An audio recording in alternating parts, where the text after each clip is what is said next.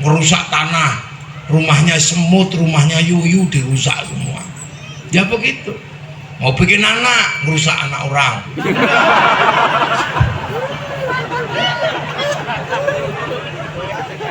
Ayo, mana yang nggak mau divaksin? Tak kasih haji sama umroh. Kalau sudah mau mau haji sama umroh, kalau mau berangkat pasti divaksin. Ya nggak jadi nanti kalau udah divaksin. Makanya kalau yang bikin kok cantik sama ganteng gitu, nah keluarnya ini.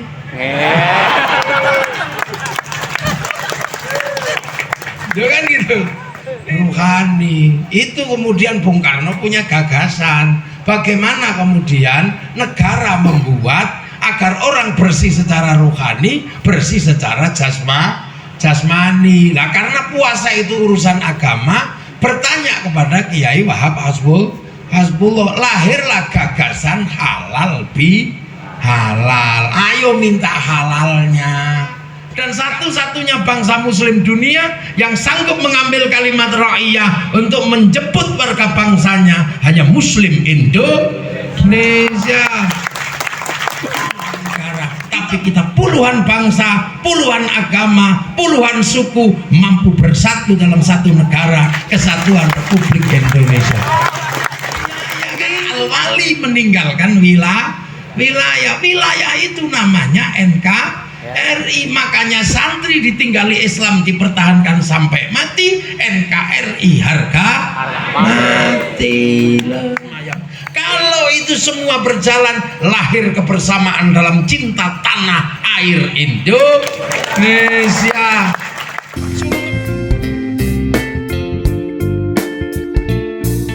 Yogyakarta, kepada beliau kami persilakan seluas-luasnya. Sallu ala Nabi Muhammad.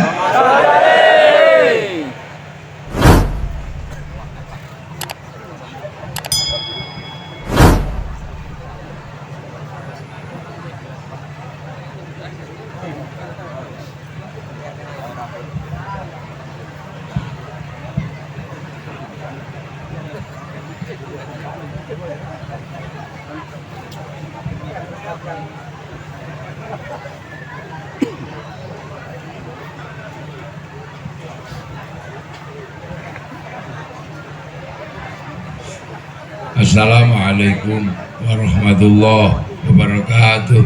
Waalaikumsalam warahmatullahi wabarakatuh. Bismillahirrahmanirrahim. Bismillah, alhamdulillah. Wassalatu wassalamu ala rasulillah Sayyidina Muhammad ibn Abdillah wa ala alihi wa ashabihi wa aswajihi wa dzurriyyatihi wa ahli baitihi wa man tabi'ahum bi ihsan ila yaumil qiyamah. Para alim, para ulama, para kiai yang kita cintai dan kita banggakan, pengasuh pondok pesantren Al-Masyhur Gus Fikri Tundi Wonge. Oh neng nanti ini sampean ini tuan rumah orang tamu. Pergi Gus.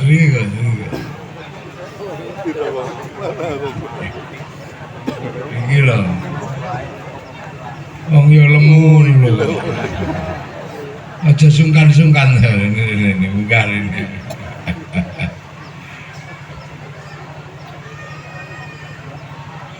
Hari saya tamu ini disambut joyo kok. Oh, disalami kabeh. Sampai tekan guri. Oh, aku ngoten Gus gitu. Kiai kok isinan lho.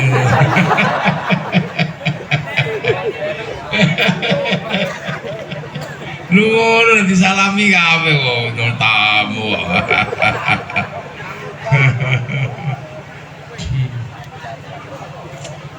Ya, nanti salami ngoten lho ono Pak Kapolres barang ngono kok. Tinggal ndelik ae. Kok bisaroe kliru kok, hati-hati. Oh manten anyar. Ya masih nunggoni bojo ya aja lali nunggoni umat ta. Gus, ge.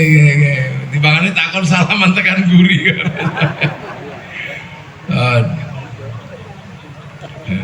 Yai Rosidi, nggih. Yai Mursidi kang kula hormati. Jajaran pengurus cabang Nahdlatul Ulama Muara Enim,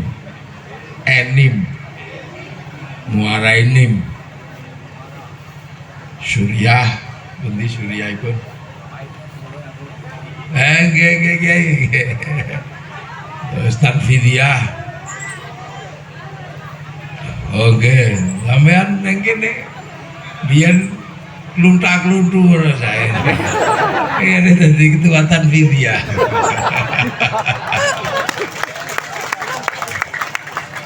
Dadi ponakane Pak Giri oleh kan. Rada medeni. Biyen niku ngaplok tahu mawon mboten pecah. Lemes saiki ning kene sekti nih dadi ketua Tanfidiah. Kiai Rosidin saya hormati, Kiai Giri Ramanda, bukan Ramadan ya, Ramanda. Ini masih bawahnya ini. Nah ini yang kaget saya itu, ada datang dulu ternyata Kapolres. Jadi sebelum kesini makan sama saya di samping kuburan. Itu dapat barokah jadi Kapolres. Coba dulu makannya di masjid. Sampai kuburan kita makan-makan, masak-masak. Pak Arif lu kok dadi apa iku saiki? Dadi Kapolres Pak Arif sih. Ya Allah, ya inilah lakone wong urip. Jadi iki Banser. Nggih. Iki SH. Ini Pagar Nusa. Wis tau gelut.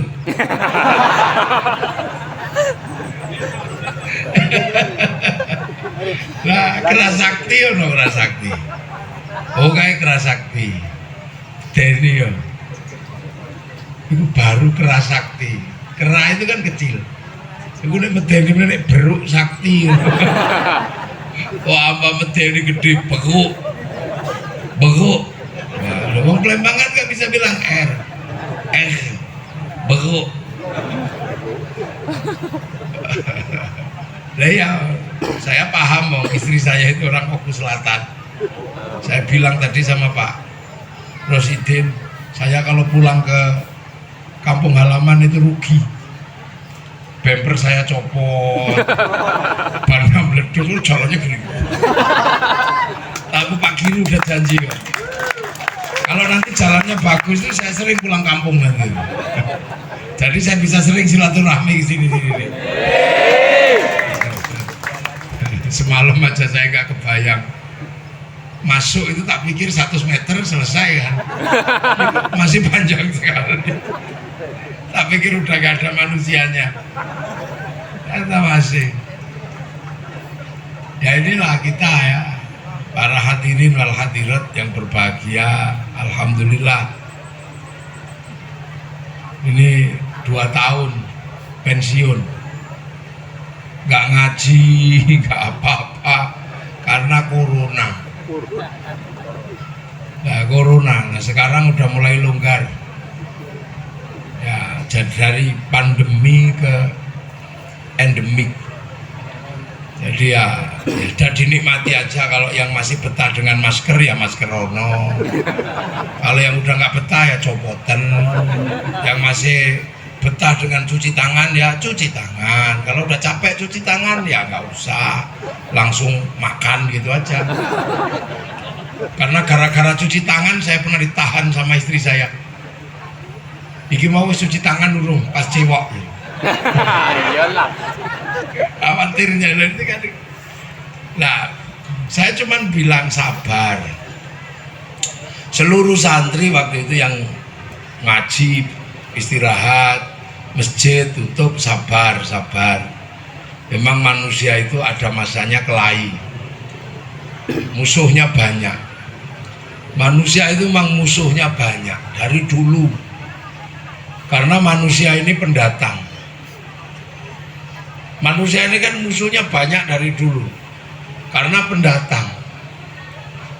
Kenapa disebut pendatang? Allah yang menyatakan, inni ja'ilun fil ardi khalifah. Aku akan bikin penguasa, pemimpin di bumi. Dari mana? Dari langit. Diturunkan ke sini. Jadi sampean ini, manusia ini termasuk alien, hantu. Dia temennya malaikat, temennya iblis.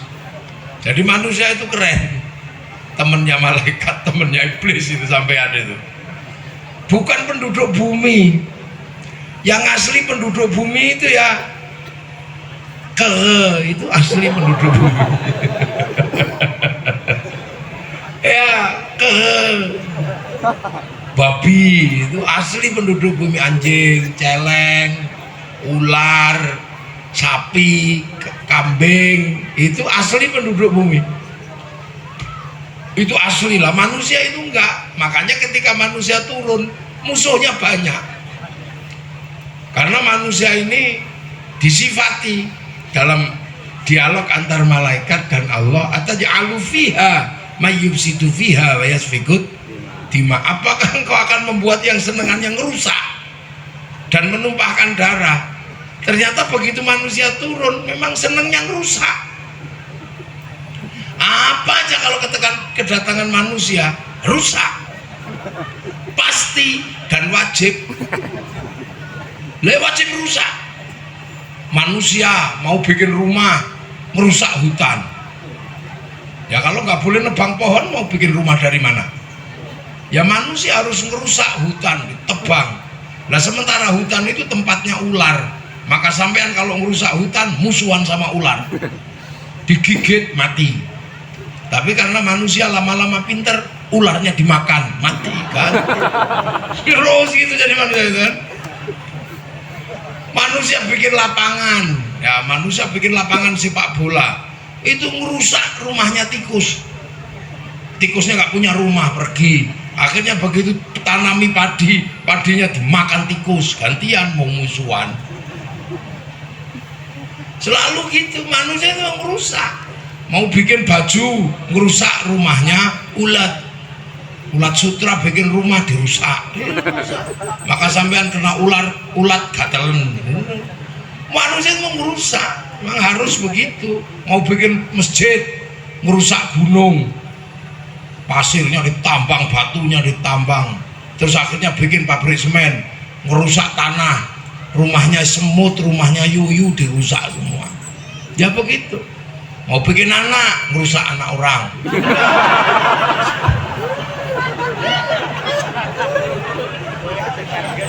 Ini memang manusia, memang manusia itu begitu. Rusak manusia itu, makanya musuhnya Pak banyak, ngerusak hutan untuk hidup. Lah sampean ini berapa itu rumahnya monyet, rumahnya babi yang sampean rusak gara-gara pengen nanam sawit. Nah berapa yang rusak? Makanya sampean kalau masuk kebun sawit hati-hati. Yang punya kampung biasanya marah, kobra, cokot. Hati-hati aja, manusia itu musuhnya banyak. Makanya dimusuhi dari dulu. Kadang musuhan sama nyamuk, mati, malaria. Nah, musuhan sama tikus, pes, mati. Ya musuhan sama virus, mati. Padahal virus itu kecil. Tapi ada yang lebih kecil dari virus, cacing. Cacing itu lebih kecil dari virus. Karena virusnya cacingan. Loh ini manusia jadi merusak, maka sampean jangan heran. Dan menumpahkan darah. Pengen sehat, menumpahkan darahnya kambing. Manten anyar lemes, pengen kuat, menumpahkan darah kambing kek. Nah, pakan. Pengen protein, menumpahkan darahnya ikan gurame. Pengen sehat, gurih, nyambut tamu, menumpahkan darah ayam. Apalagi kalau ayamnya susah dikejar, bawa babonnya, terus dicekek, jagonya naik kick tangkep, akhirnya mau kawin nggak jadi.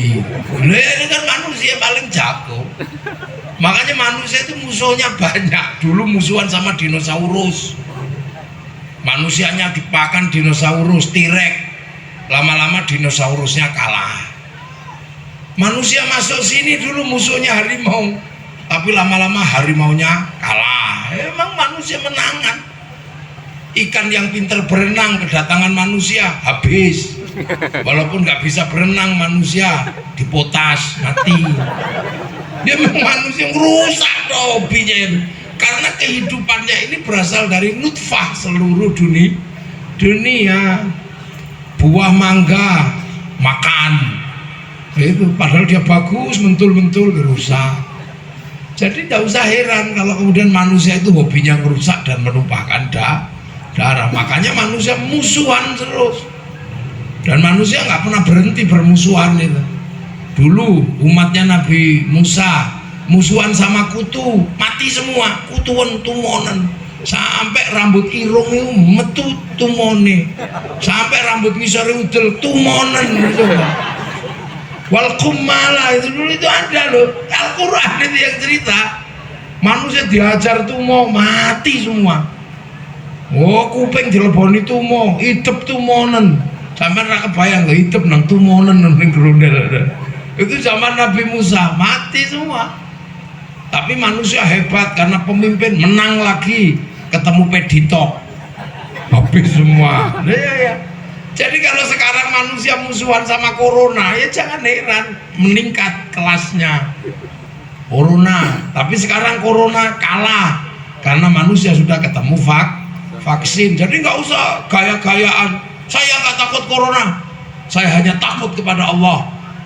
Ya sudah, kau nggak usah takut corona, takutlah pada Allah. Yang bikin corona itu Allah. Saya nggak takut sama harimau, harimau yang bikin Allah. Coba aja tidur samping harimau, dimut kamu. Esok-esok sekarang balung itu, balung congor itu untuk ada doyan.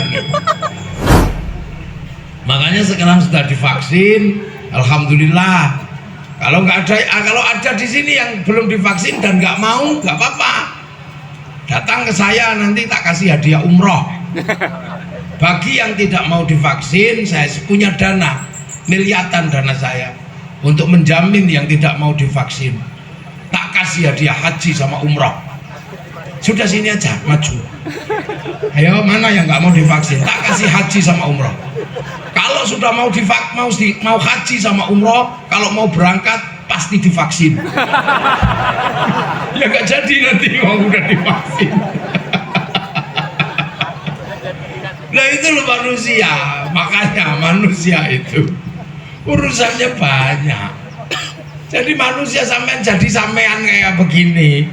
Ini tidak berdiri sendiri. Di situ ada darah ikan, di situ ada darah ayam, di situ ada rumah monyuk yang hancur karena sampean bikin rumah.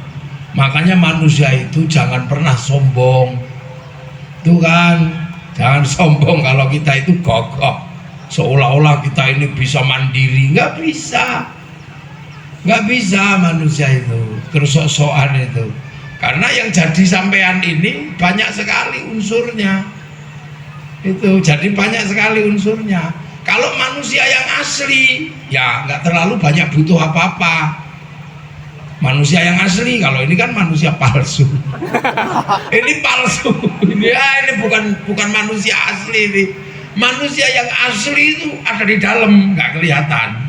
Chipnya itu, nyowone itu diproduksi di langit, diproduksi di sana. Terus ditanya ketika mau turun, alastu birobikum, kamu nanti kalau sampai turun ke dunia lupa nggak kalau aku ini Tuhanmu? Nyawa itu jawab, qalu bala syahidna, ya Allah, saya akan jadi saksi engkau Allah. Akhirnya kemudian manusia diregister, didaftarkan di harddisknya Allah, cloudnya Allah, namanya Lauhil Mahfud lah, itu harddisknya. Terus dikasih paketan, nyawanya sekian, rezekinya sekian, istrinya sekian, terus gitu. Kalau paketannya habis, kick mati. Udah kita dah. Iraja ajalum la yastakhiruna sa'ata wa la yastaqdimun. Udah gitu. Nah itu terus turun ke dunia jadi pung gitu. Kamu nanti pulang lagi ya. Innalillahi wa inna ilaihi raji'un. Akhirnya diturunkan ke dunia. Begitu diturunkan ke dunia, nah ditaruh di dalam nutfah.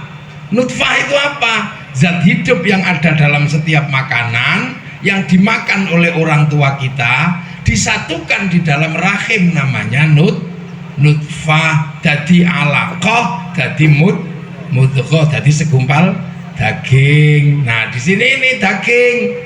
Ya sampean nggak usah tak jelaskan bagaimana ngumpulkan daging itu malam Jumat apa malam Rebu, terserah lah. Yang penting sampean kumpulkan itu antara punya bapak punya ibu, terus listriknya dipateni apa pakai terang ya nggak apa-apa. Kalau pengen anaknya putih lampunya jangan dimatikan. Kalau pengen yang hitam-hitam ya matikan. Nah bapak nanti terus nyawa itu ditaruh di dalam daging.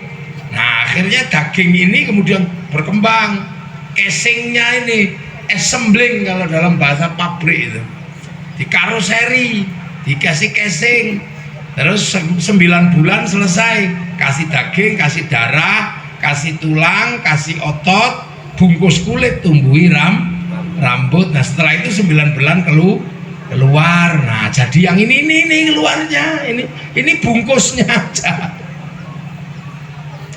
Bungkusnya, kalau yang bikin bungkusnya kok pesek, ya keluarnya pesek. Kalau yang bikin bungkusnya putih, keluarnya putih. Kalau proses pembuatan bungkusnya kok di Indonesia, ya kecil-kecil pesek. Kalau karoserinya dibuat di Arab, ya tinggi besar rambutnya merah. Kalau karoserinya dibuat di Cina, ya tembem-tembem sipit. Kalau dibuat di Eropa, ya tinggi besar rambutnya merah lah. Kalau dibuat di Afrika ya hitam gosong kayak kopi. Udah. Maka ini yang tergantung yang bikin. Kalau sampean ini itu begitu ya pasti, kalau gak ibu bapaknya begitu itu. Ya sama, itu ada keriting-keriting dikit itu ya, itu sama. Yang bikin pasti modelnya begitu. Makanya kalau yang bikin kok cantik sama ganteng gitu, nah keluarnya ini.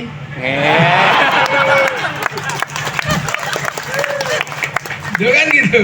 Itu, nah makanya kan dibilangi ya besok pulang ya innalillahi wa inna ilaihi raji'un. Nah ini nyawanya keluar, nanti dilepas sama.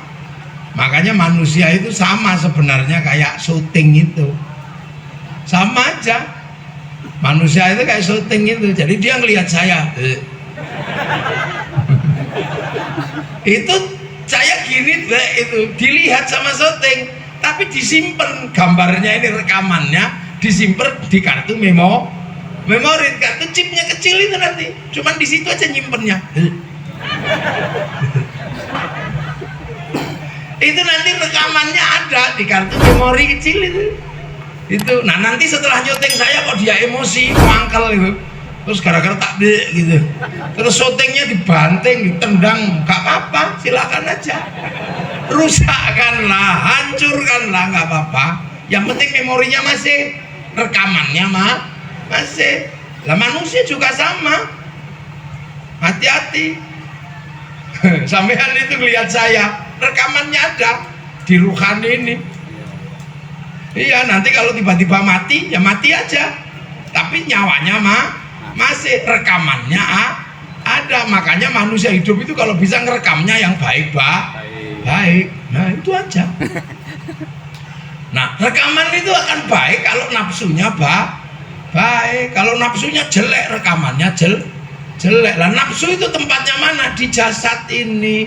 Karena jasad ini dunia ini, tangan ini dunia, rekamannya dunia. Tangan laki-laki kalau lihat bokong pasti pengen. Semua wong ini dunia kok. Terbuat dari telo, jagung. Ya dunia, tangan siapa aja sama, tangan Pak Giri sama. Nah iya, tangan Pak Rusdin sama, Pak Rosidin sama. Gini. Pengen sampai sama lah, tangan Kiai aja pengen gini. Sama semua manusia sama, tangan Pak Camat juga sama. Sama aja. Semua sama lah kalau urusan dunia. Yang bedakan cuma remnya aja. Kalau kiai insya Allah remnya cakram kan gitu. Jadi ketika mau gini direm set berhenti. Karena pasang rem di Lirboyo, pasang rem di remnya cakram-cakram gitu kan. Masang di Al-Masyuriyah, masang di Ploso, nanti begitu mau gitu. Makanya nggak usah heran kalau kiai itu remnya cakram. Lah kadang yang sebagian sini kan remnya tromol, kampasnya setengah habis, jadi gitu. Banyak lumburnya. Nah, makanya kan tubuh itu sama. Ruhani karena tahu mau pulang kembali kepada Allah, ya dia selalu pengen baik. Dengar azan gitu ya, Allahu Akbar, tek, pengen sholat. Tapi kan pantat ini dunia, toh. Akhirnya ya nanti dulu duduk. duduk itu sampai kiainya capek nunggu adzan zuhur jam 12, ditunggu sampai setengah 3 juga belum datang. Akhirnya kiainya Robana ya Robana, masih belum datang, tombo hati masih belum datang, marah, diuruki jangan. Jasad itu begitu, dia nggak mau dia dunia, tahu-tahu besok ya paling dicopot lagi, buang ke tanah, dimakan cacing, cacingnya dimakan rumput, rumputnya dimakan kambing, bikin anak lagi, mendingan gitu muter teori rantai makanan. Bahkan karena ini dunia, jadi sampean jangan heran, karena rajin ngaji, ada adzan berangkat sholat, sholim Allah Akbar. Ini wajah tuh wajib. Tapi namanya mata ini dunia, begitu melek, bu, sarungnya bolong. Allah agak bang. Wong kuping ini dunia, begitu ini wajah tuh selesai ada ding ding bakso. Apalagi kalau Kapolres, wah ini mau ada hujan, gratak-gratak, ya Allah sepatuku hujan. Dia tanya Pak Aris itu, Allah, gratak-gratak, ya Allah sepatuku hujanan. Coba sepatu kayak gitu kan kalau basah susah itu keringnya itu. Makanya mending saya nggak mau jadi polisi dulu, karena saya takut sepatu saya basah. Akhirnya saya pakai sendal jepit. Yang penting kalau Pak Aris tak doakan sudah besok sampai di tingkat Kapolda. Oh iyalah, potongannya udah bagus, tingginya udah pas. Nggak bisa karena dunia ya dunia. Wah, mau itu kan sampai gayanya kayak mau masuk surga itu. Itu coba kalau tiba-tiba kiainya itu. Gus Fikri itu lagi iseng tiba-tiba Bismillahirrahmanirrahim sampai hasma rabbikal a'la alladzi khalaqa fasawwa, mesti sampai ngomel lama kalau ini. Lah yang bersifat dunia pasti dunia, makanya sampai hati-hati. Ruhani ini merekam seluruh kegiatan jasad, seluruh jasad kita itu direkam sama sini. Makanya kadang kita sholat aja masih merekam bakso. Jadi besok begitu di print loh, ini sholat kok rekamannya malah bakso. Wah, malam pempek. Loh kita ini rekaman kita itu di sini semua, nanti begitu nanti dilepas di print. Makanya manusia itu kalau bisa rekamannya yang bagus. Nah makanya agar rekamannya itu bagus, diajari puasa, menahan hawa nafsu. Karena orang kalau nafsunya itu gede, emosian, rekamannya pasti jelek udah. Tetangganya sawitnya bagus, nggak dimakan tikus itu, beli mobil, pasti pelihara tuyul. Rekamannya tuyul, sampean itu lihat tetangga sukses rekamannya tuyul, rekamannya kredit. Coba kalau nafsunya itu udah kendo, lihat tetangganya sukses, alhamdulillah. Jadi rekamannya itu alhamdulillah. Jadi besok kalau di print keluarnya alhamdulillah. Itu aja sebenarnya. Makanya kita disuruh menahan hawa nafsu biar rekamannya bagus gitu. Tiba-tiba ya mata kita lihat istri gendut gitu, kalau nafsunya gede rekamannya wah Nikita Mirzani. Tapi kalau nafsunya gendut lihat orang gemuk, alhamdulillah sukses aku menggemukkan dia. Bahwa telinga juga sama, orang kalau nafsunya gede itu dengar suami ngorok malah pasti radio rusak ini. Tapi rekamannya radio rusak. Tapi kalau nafsunya gendut, alhamdulillah tanpa tak tengok saya masih tahu suami saya masih hidup. Rekamannya bagus. Sendal hilang, oh Kapolres sendal hilang gitu. Wah Kapolres kok sendalnya hilang. Kalau Pak Aris itu emosian, rekamannya mesti wedus sih sing nyolong gitu. Kambing ini yang nyuri. Kalau enggak ini. Rekamannya ini berok itu.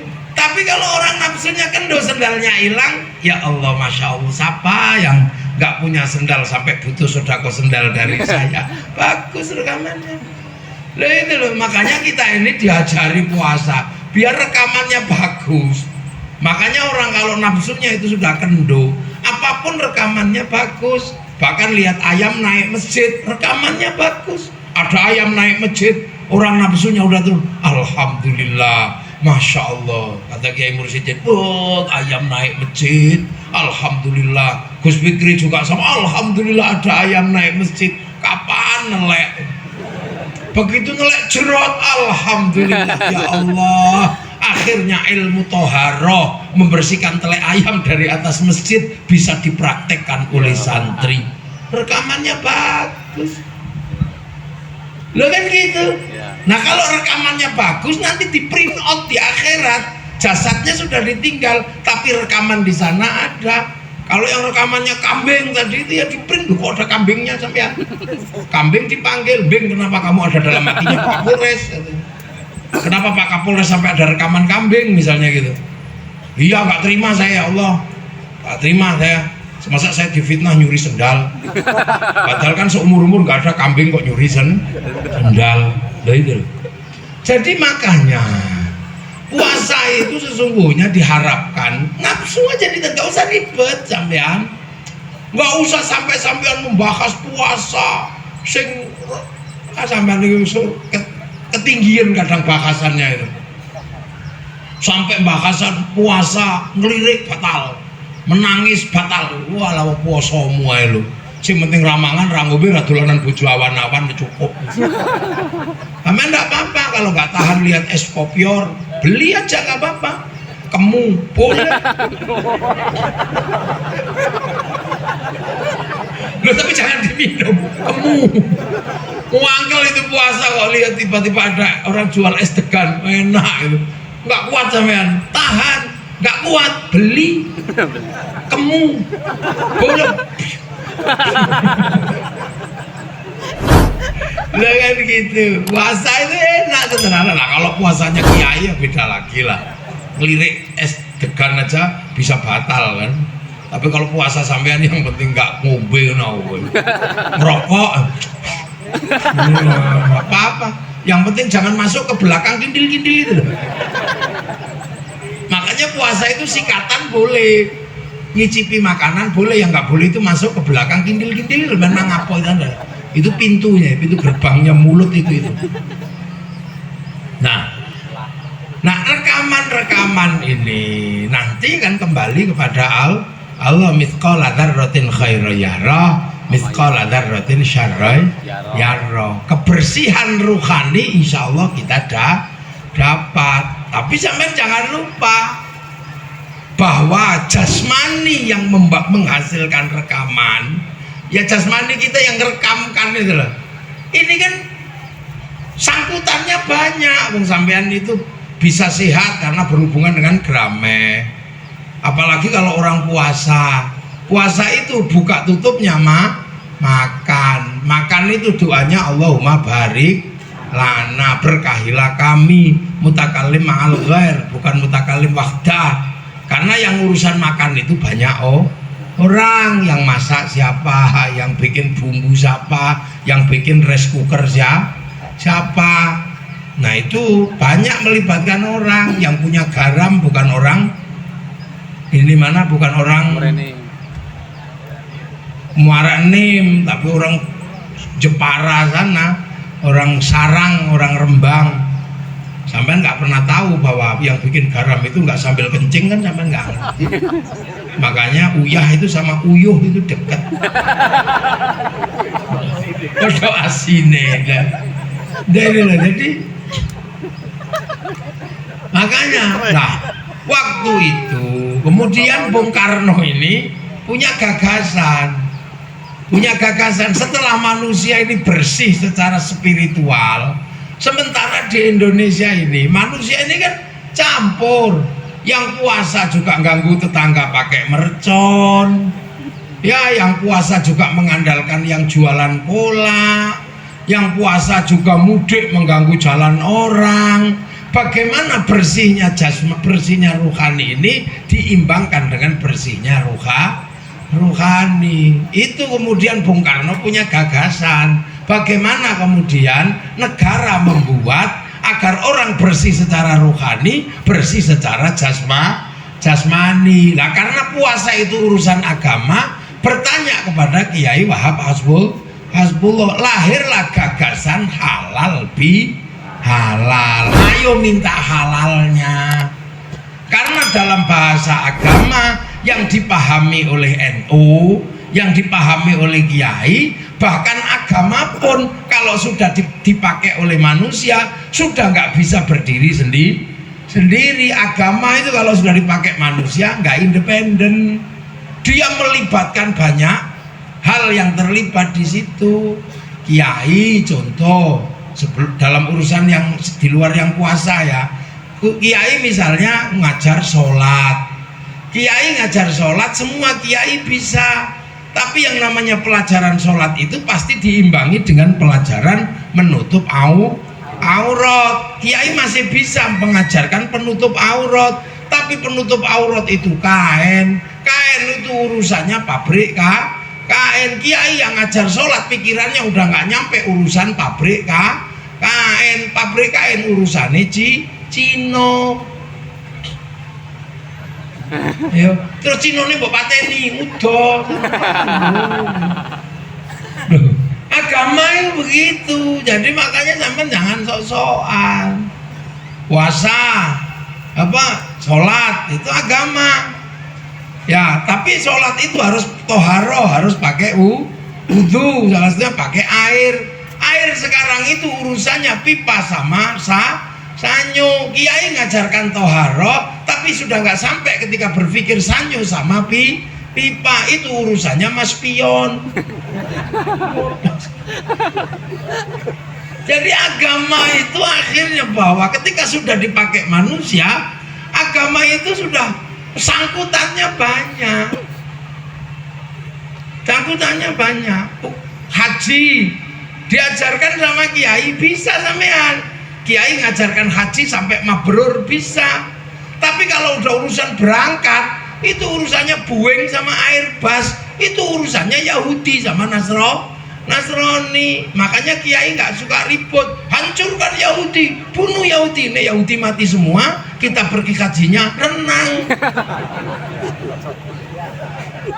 Loh, agama itu di dunia. Nah, dunia itu dari dulu begitu. Makanya kan sekarang ini ada banyak sekali orang lupa bahwa seolah-olah agama itu mandiri. Kalau orang sudah baik, merasa baik sendiri, dia nggak mau berbagi sama yang lain. Nah, ini yang kadang oleh kiai-kiai sepuh, oleh ulama-ulama ahli sunnah wal jamaah, ini kadang terus tiba-tiba, kok sekarang tiba-tiba ada orang beragama modelnya aneh.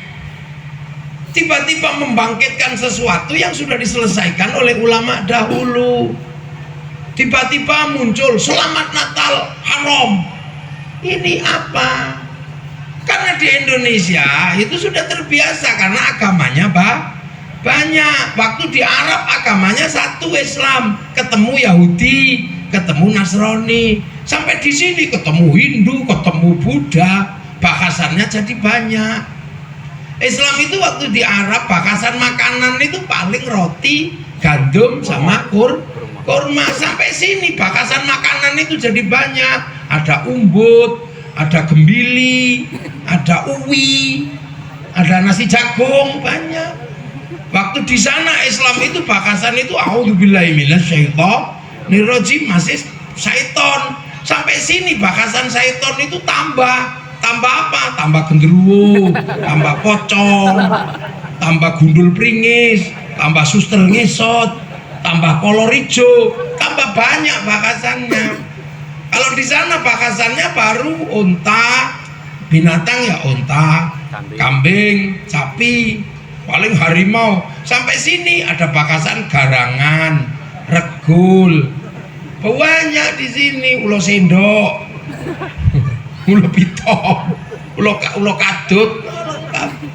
Sampai di waktu di sana bahasan buah itu paling ya masih ruman, apa itu delimo, tin, zaitun, kurma. Sampai di sini bahasan buah itu ono duren, ono kesemak, ono cipluan.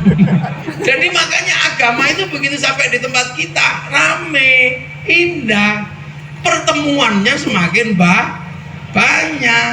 Nah itu makanya ulama-ulama dulu tenang. Nah sekarang ini muncul yang baru-baru.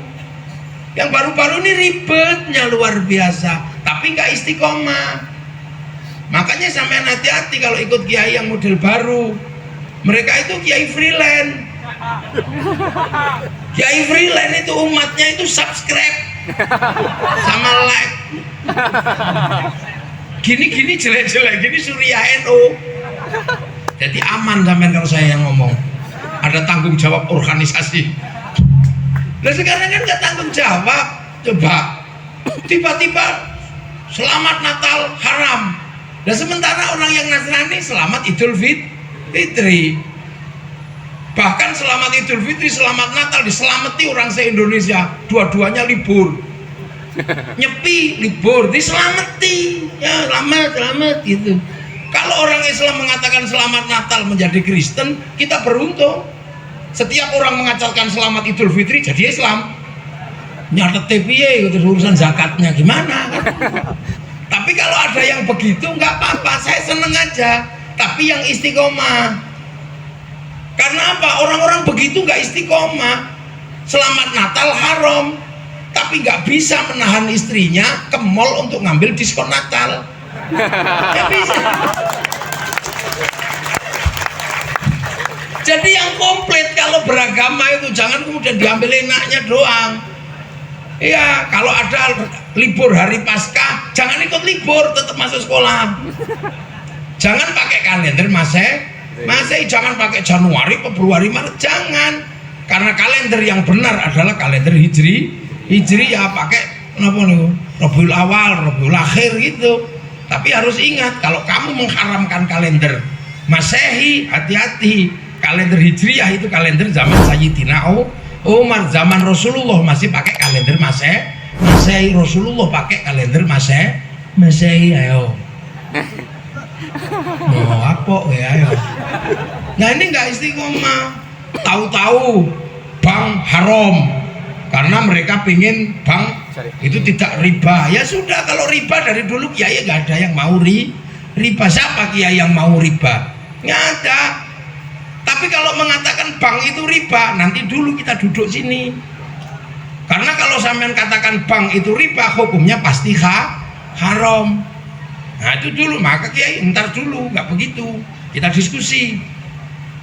Tapi ada yang ngotot sampai keluar dari bank, seluruh bank haram. Nggak apa-apa, tapi istiqomah. Kalau sudah mengatakan bank itu haram, jangan pakai uang. Loh iya no, uang itu produksi bank kok. Uang itu produksi bank, nggak ada uang produksi KUD, itu nggak ada. Seluruh perangkat keuangan itu bank yang bikin, jangan pakai uang. Ya nggak tahu, terserah mau pakai apa. Pakai emas, silahkan. Tapi apa bisa emas itu mengatasi transaksi hari ini? 1 gram emas 900.000 yang bagus. Ya, dibikin koin kecil sekali itu. Kalau di kampung beli apa bayam saikat 1.000 rupiah, mutilnya gimana kamu? Wah, itu judul makanya sudah para ulama ki eno nyantai aja. Karena kamu nggak istiqomah. Kalau kamu mengatakan bank itu haram, ya udah jangan pergi kaji pakai bank. Duitmu kasih pilotnya. Langsung jangan baca Quran. Karena Quran itu sebelum dibeli sama negara, percetakannya utang bank dulu untuk produksi. Ayo, nah, makanya kiai-kiai mana tuh ada kiai-kiai yang ribut. Tapi ustadz-ustadz baru itu nggak istiqomah. Selfie masuk neraka, katanya dia hobinya selfie. Loh, makanya kiai bahkan sampai ketika hukum rokok pun kiai hati-hati. Rokok haram nanti dulu. Karena 175 triliun cukai rokok masuk APBN. Kalau rokoknya haram, cukainya haram. Masuk APBN, APBN-nya haram. Untuk bangun jalan, jalannya haram. Maka orang yang mengharamkan rokok dosa lewat jalannya pemerintah. Loh, ini loh ulama Ahlus Sunnah wal Jamaah. Makanya kita ini sering yang tua, ulama tua ini dulu di Palembang disebut kaum tua. Ya orang tua-tua itu makanya sekarang kan dianggap yang progresif itu yang muda-muda. Allah Akbar gitu. Kita kiai sepuh paling Allah.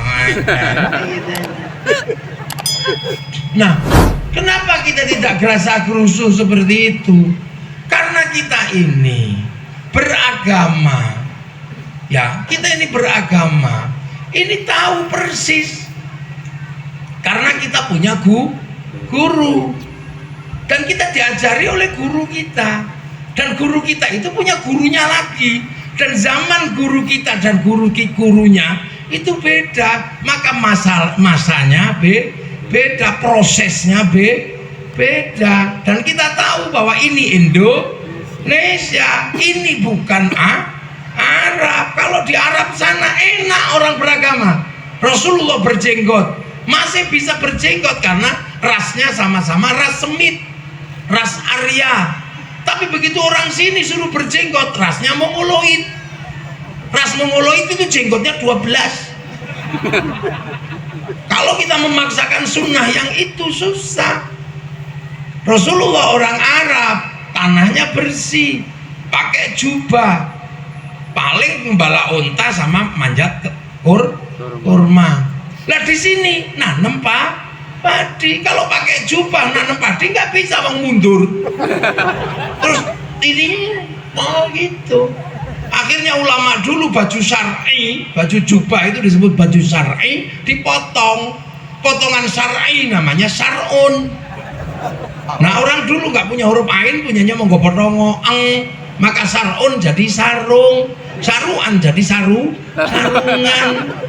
Begitu dipakai sholat, dilinting antara dada sama puser, karena ada lintingannya. Maka kiai kalau takbir sederhana Allahu Akbar, nggak khawatir melotrok karena pasti nyantol. Sederhana sebenarnya loh. Nah itulah. Wan itu di generasi inilah akhirnya memahamkan tentang ahli sunnah wal jamaah. Ahli sunnah wal pertama kali ya Rasulullah itu langsung diajar sama Allah. Nah setelah Rasulullah punya murid ya namanya Sahabat, ya sama-sama orang Arab. Makanya sahabat itu termasuk penterjemah Rasulullah kelas 1, mampu bersama Rasul. Amarona Rasulullah Shallallahu Alaihi Wasallam, kada aku diperintah sama Rasul. Nahana Rasulullah Shallallahu Alaihi Wasallam angkada, aku dilarang Rasul. Kunna ma'a Rasulullah Shallallahu Alaihi Wasallam naf'alu, aku bersama Rasul menjalankan. Ra'aitu Rasulullah Shallallahu Alaihi Wasallam yaf'alu, aku melihat Rasul menjalankan. Sami'tu, aku mendengar. Yang agak jauh akhbarona, aku mendapatkan kabar. Nah orang yang ketemu Rasul pertama kali itu bukan orang Palembang, tapi orang Arab sana. Makanya namanya sahabat itu Abu Bakar, Umar, Utsman. Nggak ada sahabat Aris itu nggak ada. Nggak ada. Giri itu nggak ada. Sahabat Giri.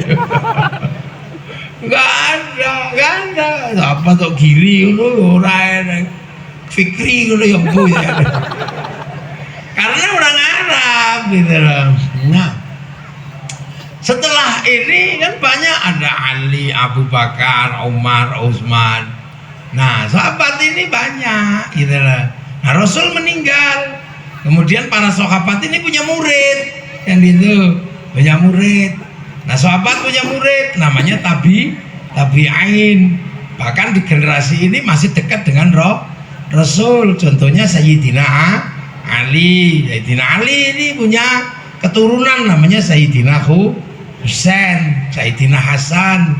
Sayyidina Husain ini putra Sayyidina Ali. Yang kebetulan Sayyidina Husain diambil menantu oleh orang Persia, oleh orang Persia itu ya, Iran, Irak sekitarnya itu, Parsi. Nah, itu yang ngambil menantu Raja Parsi namanya Rustum. Akhirnya sampai di sini dikenal dengan nama Rustam. Nah, akhirnya orang Persia ini yang tadinya menyembah api karena Majusi, Zoroaster menyembah api. Orang Majusi itu kalau menyembah api, apinya ditaruh di bangunan tinggi namanya Manaro. Nah, Manaro ini bagus bentuknya, ada apinya. Maka begitu orang Majusi masuk Islam, Manaronya itu dibuang apinya, ditaruh di depan masjid. Akhirnya masjid orang Persia bagus, punya Manaro. Semua orang pengen bangun Manaro di depan masjid. Sampai di sini dikenal dengan nama menara. Itu Pak sumbangsihnya orang Majusi. Yo, masjidnya Rasul nggak ada menaranya. Mau masjid Mekah kotak itu aja, langsung atasnya dikasih pelepah kurma. Nah itu. Nah, Sayyidina Husain menghadapi konflik politik sampai terbunuh. Punya anak namanya Sayyid Ali Zainal Abidin. Ini tahu aja, jadi biar tahu. Nah, Sayyid Ali Zainal Abidin kemudian bergerak keluar dari Jazirah Arab karena konflik politik antara Banu Hashim sama Bani Umayyah. Nah, ini loh, maka santri-santri nggak mau lagi berbicara politik agama, karena di zaman itu Bani Umayyah, Banu Hashim bunuhan, apalagi kelas kita, wah wes tambah urus nanti itu, kelas 1 aja gitu. Nah, Sayyid Ali Zainal Abidin diteruskan oleh anaknya namanya Sayyid Bakir. Sayyid Bakir bergerak keluar Arab, punya anak namanya Sayyid Ja'far Shadiq. Ya, punya anak Sayyid Ja'far Shadiq, tambah ruwet itu politik. Sampai Sayyid Ja'far Shadiq tambah jauh keluar, bikin sholawat wa asghilin dhalimin bin dhalimin wa akhrijna min bainihim salimin. Sholawat asghil itu sholawat Sayyid Ja'far Shadiq. Tambah jauh akhirnya keluar bener di Arab, tambah runyam keluar, punya anak namanya Sayyid Ali Uraidi. Terus keluar tambah jauh, meninggal, diteruskan putranya namanya Sayyid Muhammad. Sayyid Muhammad tambah jauh, diteruskan Sayyid Isa Naqib. Tambah jauh diteruskan Sayyid Ahmad. Karena hijrah keluar Arab tambah jauh, dikenal dengan Ahmad Al-Muhajir. Nah, Ahmad Al-Muhajir ini punya anak namanya Sayyid Ubaidillah. Sayyid Ubaidillah diteruskan keturunannya namanya Sayyid Alwi. Alwi bin Ubaidillah bin Ahmad Al-Muhajir inilah yang mengeluarkan Alawiyin. Ya, ada Syakron, ada Asegab, ada Al-Attos, itu dari sini. Nah, Sayyid Alwi punya anak Sayyid Muhammad, terus bergerak keluar dari Jazirah sana, punya anak Sayyid Alwi. Sayyid Alwi punya anak Sayyid Ali Khalid Qasam. Tambah jauh dari Arab bergerak, Sayyid Ali Khalid Qasam punya anak namanya namanya Sayyid Ahmad Sohib Mirbat. Tua jauh keluar punya anak namanya Sayyid Alawi Ambil Faqih. Tambah jauh punya anak namanya Sayyid Ahmad Sayyid Abdul Malik. Nah, itu yang mengeluarkan klan Azmat Han karena sampai Mongolia. Belum sampai sini, masih di Mongolia sana. Nah, Sayyid Abdul Malik punya anak Sayyid Ahmad Jalaluddin sampai Champa, daerah Kamboja. Di situ punya anak namanya Sayyid Muhammad sampai Pasir bersama siapa? Sultan Malikus Soleh Malikus Dohir mendirikan kerajaan Samudra Pasai, belum sampai Palembang. Nah di situ punya anak Syekh Jamaluddin Al-Husaini Al-Kabir, dinamakan Syekh Jumadil Kubro. Udah mulai masuk ke Nusantara, ketemu Hindu, ketemu Buddha, ketemu apa. Di situ mulai, terus ke akhirnya ketemu Sriwijaya. Nah punya anak namanya Sayyid Ibrahim Asmoro Kondi, punya anak namanya Raden Rohmat Sunan Ampel. Nah itu di Surabaya ketemu Majapahit. Punya anak namanya Raden Maktum Ibrahim Sunan Bonang. Nah itu di Tuban. Mbah Maktum punya murid namanya Sunan Kalijaga, bergerak di pedalaman pakai wayang, pakai gamelan, karena zaman itu belum ada sinetron. Makanya orang kalau ngerti sejarah ini nggak akan ribut masalah wayang. Itu tandanya mereka pekok itu kalau kayak gitu. Dia nggak tahu ya. Nah Sunan Kalijaga itu akhirnya punya murid namanya Sunan Geseng. Itu yang dalam sejarah dijelaskan suruh baca ya hayu ya qayyum, keliru ya kayuku ya kayumu itu. Belum ada pondok tahfidzul Quran zaman segitu. Nah Sunan Geseng punya murid namanya Mbah Abdul Halim Pangeran Benowo putra Joko Tingkir Sultan Hadi Wijoyo. Terus itu digerakkan, punya murid lagi namanya Mbah Abdul Rahman Lasem Mbah Sambu. Nah itu terus akhirnya sekian tahun punya murid Mbah Jabar di Tuban. Mbah Jabar punya murid namanya Mbah Abdul Mbah Sufyan di Tuban. Punya murid Mbah Abdul Halim di Boyolali. Mbah Abdul Halim punya murid Mbah Abdul Wahid di Solo Tigo. Itu kakeknya Mbah Hashim As'ari. Nah Mbah Abdul Wahid di Solo Tigo punya murid namanya Mbah Khairon, dikenal dengan Mbah Gareng Ngeroto Purwo. Jadi itu generasi itu Belanda zamannya, perang bedil-bedilan itu. Nah Mbah Abdul Wahid, Mbah Khairon punya murid Mbah Asy'ari. Mbah Asy'ari punya murid, punya putra namanya Kiai Hashim As'ari, pendiri Nahdlatul Ulama. Punya murid namanya Mbah Abdul Karim di Lirboyo.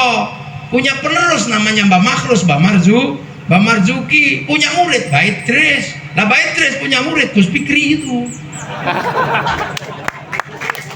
Gitu loh. Jadi jelek-jelek begitu kiai. Karena al ulama warasatul anbiya, jadi dapat warisan dari mana?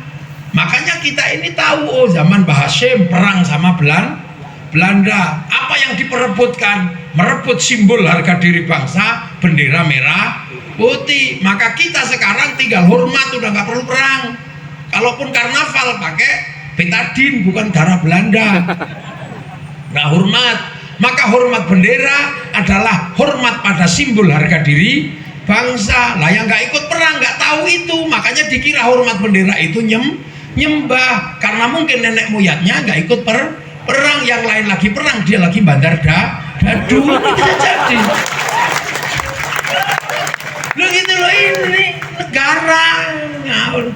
Jadi zaman itu makanya kita ini kita ziarah. Kita tahu di zaman guru kita, oh ini zamannya wayang, oh ini zaman gamelan, oh zaman guru kita waktu itu untuk ngumpulin orang sholat pakai beduk, oh setelah zaman beduk pakai speaker, oh sekarang speaker istirahat karena pergi ke masjid pakai WA, kan bisa pakai alarm. Lu zaman itu berubah, tapi yang harus diketahui adalah perjumpaan pertama Islam dengan Nusantara yang berbeda-beda. Jadi Islam itu ketemu dengan agama beda. Apa mau kelahi terus? Ya nggak ada habisnya. Indonesia kok kelahi agama? Itu banyak sekali ributnya. Agamanya banyak. Wong yang nggak beragama aja kalau agamanya disinggung marah. Makanya kemudian namanya para wali, yang dikenal dengan para wali kan, yang nyebar Islam di Indonesia. Karena apa? Karena yang megang agama sebelum Islam itu Hindu itu Brahmana. Brahmana itu kasta tertinggi yang boleh ngomong agama. Di bawahnya ada kasta kesatria, raja, nggak boleh ngomong agama. Di bawahnya ada Wisya, pegawai negeri, nggak boleh ngomong agama. Jadi nggak boleh kalau zaman dulu pegawai negeri. Nggak, kecuali kalau sekarang boleh lah Pak Asek ngomong agama, boleh kalau sekarang. Parositin boleh, karena itu sudah bukan zaman Hindu.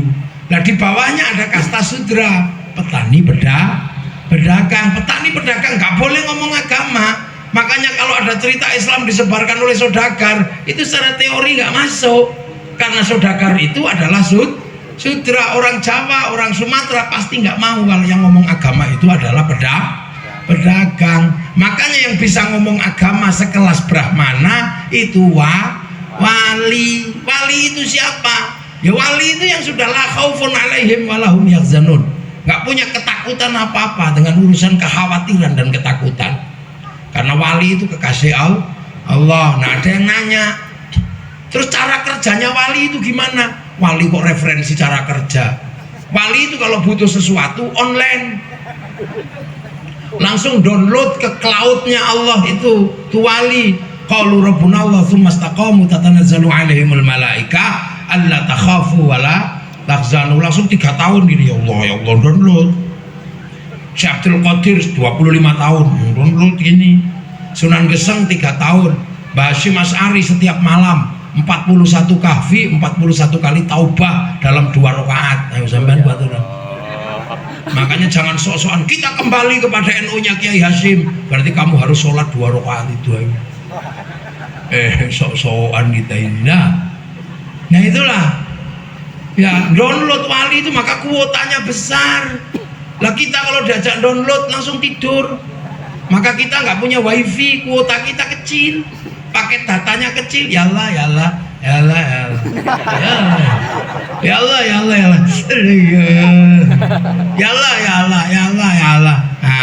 suwene. Makanya nyawa kita itu kalau kirim sesuatu, kirim Fatihah, kirim apa, sama dengan handphone. Kalau nggak punya wifi, cari wifi gratisan .co.id lah. Kalau kita mau ngirim paket data, mau ngirim Fatihah, kirim doa, nggak punya paketan, ya pakai wifi gratisan. Wifi-nya siapa? Nabi, wali. Ila hadratin Nabiyil Mustafa, namanya tawassul. Nanti wa ila jami'il muslimina wal muslimat wal mu'minina wal mu'minat al ahya'i minhum wal amwat al Fatihah seritbet gitu. Kebagian semua mau pakai wifi. Makanya kalau ada orang nggak percaya doa bisa dibagi, tak jelaskan sampean. Kemarin yang sepak bola final mana? Liverpool sama Madrid. Ya. Bener Liverpool itu. Sama Madrid. Sampean kesana nggak? Nonton nggak? Enggak. Yang nonton paling orang sana nyuting 1 orang. Setelah disyuting naikkan ke satelit. Oleh satelit dibagi seluruh dunia. Namanya siaran langsung, bagiannya sama, jamnya sama, dapat sama. Makanya kalau ada orang nggak percaya doa bisa dibagi, orang itu pasti nggak punya TV. Oh bilang juga, mesti radio TV kok gue, radio TV, tenan itu pasti nggak punya TV orang itu. Nah akhirnya para wali ini download, ini diapakan? Islam ini datang ketemu dengan beraneka macam agama, suku, bangsa. Akhirnya apa? Disatukan. Yang bisa menyatukan ini siapa? Rasulullah.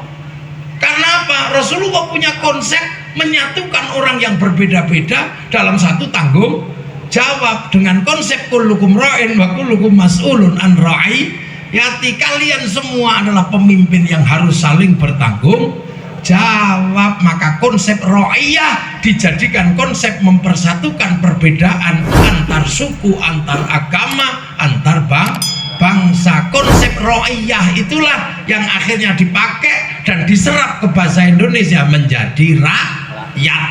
Rakyat itu adalah konsepnya Rasulullah. Makanya sampean jangan salah. Dan satu-satunya bangsa muslim dunia yang sanggup mengambil kalimat ra'iyah untuk menjemput warga bangsanya hanya muslim Indonesia. Kita bukan people, not vox populi vox dei. Suara mayoritas, suara Tuhan. Kalau semakin mayoritas, semakin kita berkuasa, semakin menjadi diktator, penindas. Ada namanya diktator mayoritas atas nama Tuhan. Kita juga bukan komunis. Komunis itu diktator proletariat. yang bawah yang berkuasa. Nah, ini adalah konsepnya Rasul ra'iyah. Ini, jadi sampai jangan heran. Makanya kita kalau ketemu dengan agama berbeda, yang rukun saling tanggung jawab, karena rakyat itu tidak lagi saling mengkafirkan. Loh, makanya ini loh kiai-kiai ahli sunnah wal jamaah yang tua nggak kufar kafir karena apa? Karena konsep rakyat itu tidak lagi saling mengkafirkan. Itu Rasul zaman wani karo Kanjeng Nabi ya.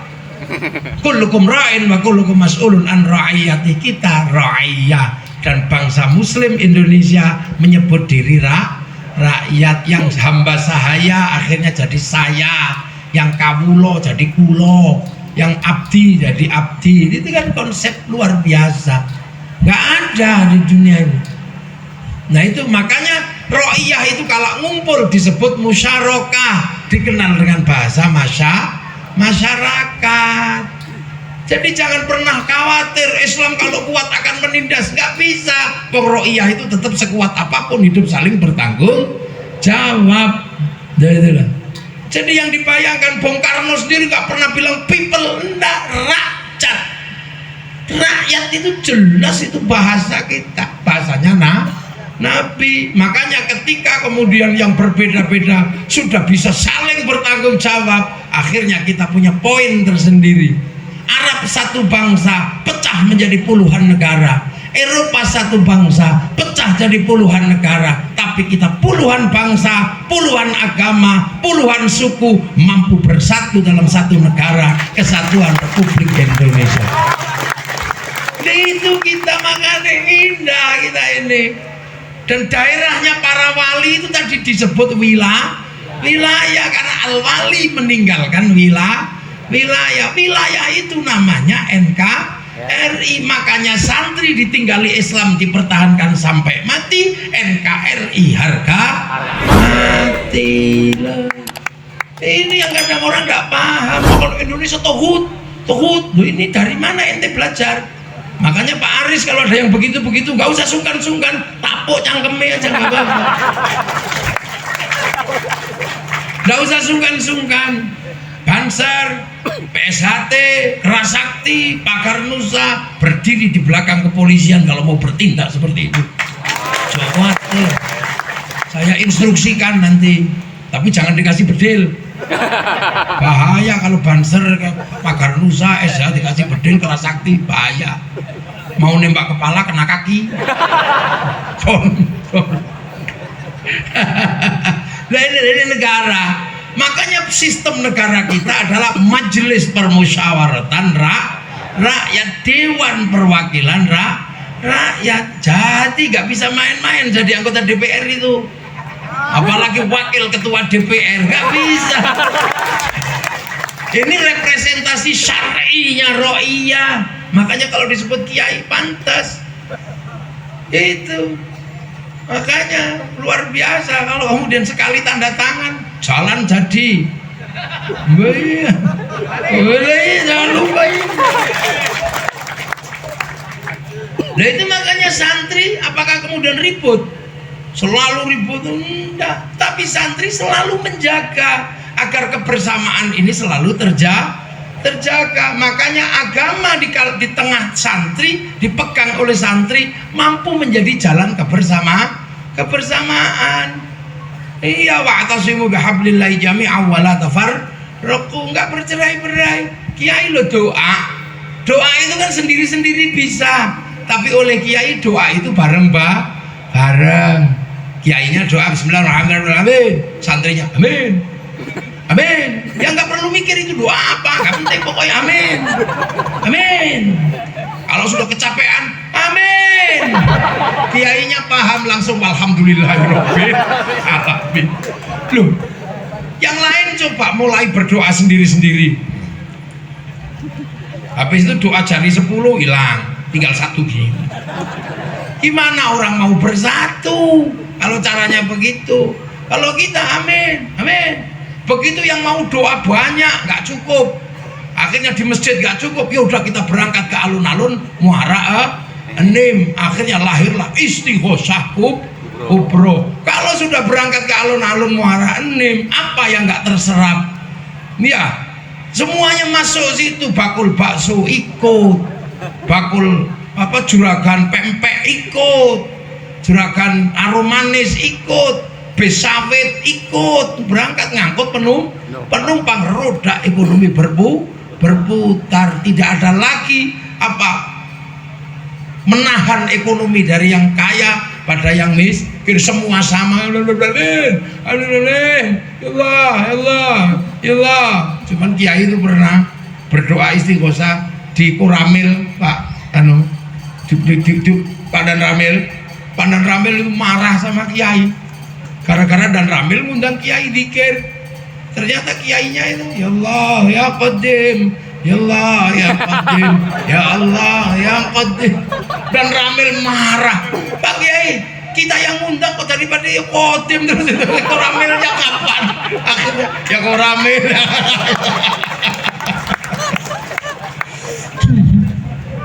Coba Kiai itu kalau sudah begitu, semua terlibat. Peringatan kelahiran Rasul, semua ekonomi terserap, ayam terserap, maulidan di mana-mana, roda ekonomi berputar, solawatan yang tadinya di rumah-rumah silakan sesukanya, yang penting baca solawat. Yang suka lagu Arab, yang suka lagu Indonesia, yang suka lagu dangdutan.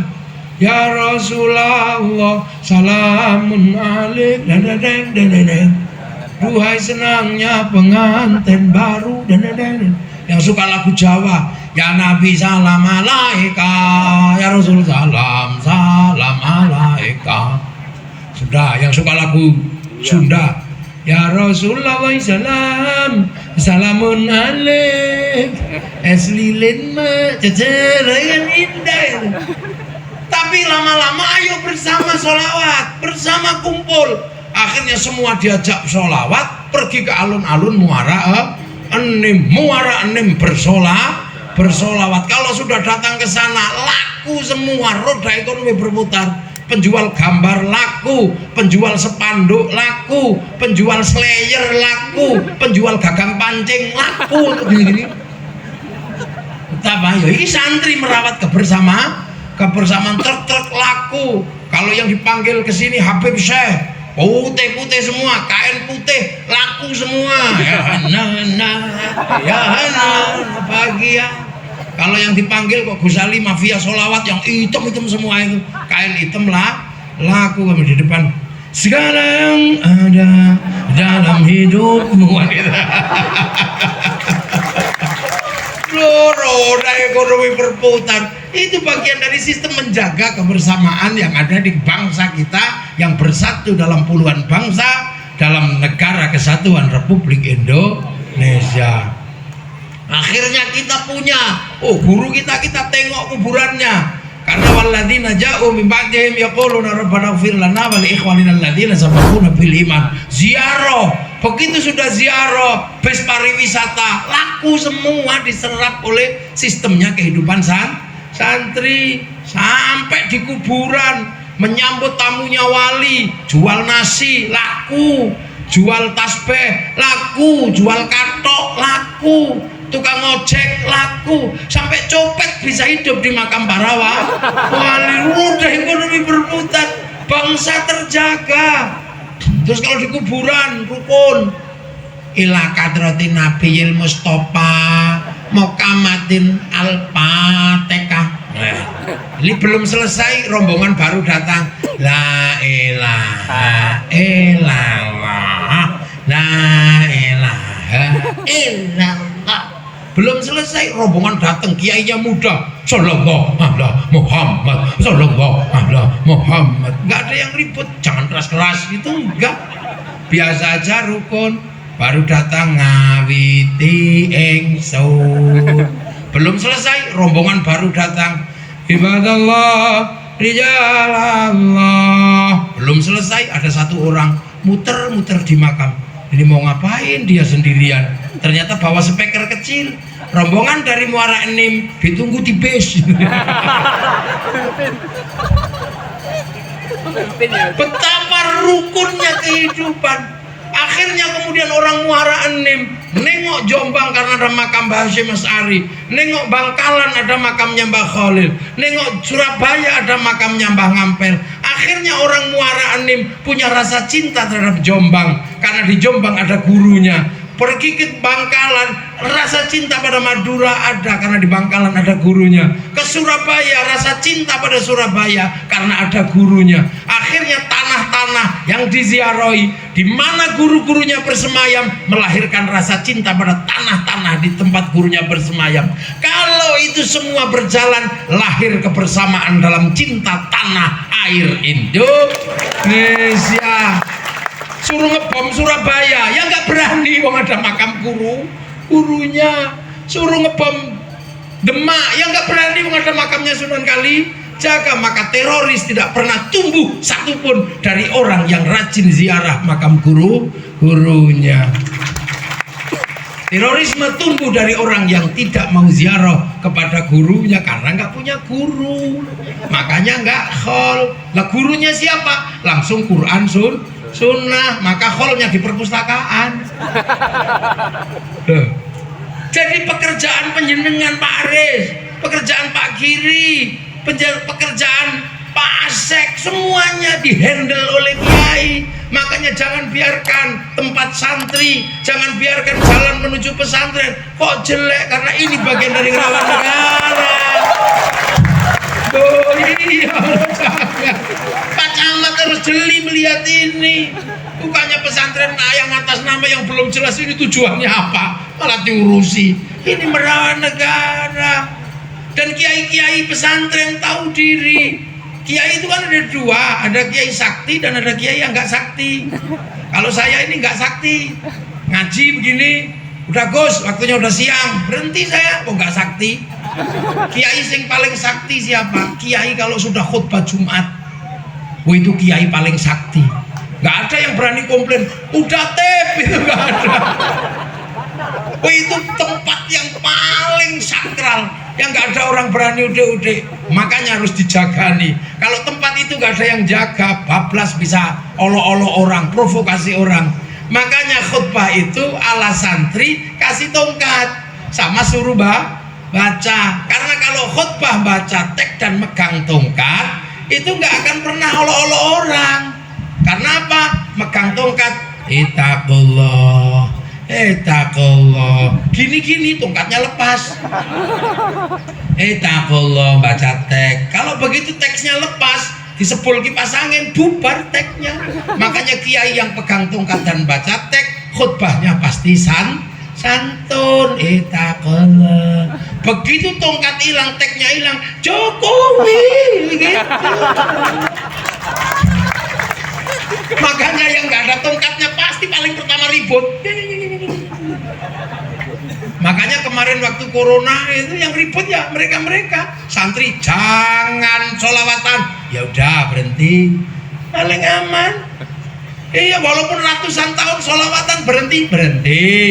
Ya udah untuk sementara nggak usah ziarah, berhenti. Nggak usah khol, berhenti. Loh, mengelola orang begitu indah di hadapan para ulamanya. Loh, kadang negara itu nggak tanggap dengan yang seperti ini. Malah yang kayak gini nggak dopeni. Malah ngopeni yang belum jelas itu dengan harapan apa? Mudah-mudahan tunduk apa? Mereka malah begitu dapat alasan malas. Ini perang Badar. Loh, pilpres saja kok perang Badar. Wong pilpres itu loh kelanjutan pilkades. Pilkades setelah itu pilkada, setelah itu pilbub. Kalau presiden pilpres, namanya pesta demokrasi, ada duitnya biasa. Kalau diterima masjid sumbangan, kalau diterima kiai bisyarah, kalau diterima orang biasa uang bensin. Lah tanya Pak Kapolres. Makanya kalau ada yang begitu biasanya Pak Kapolres pura-pura gak tahu aja lewat sebelah.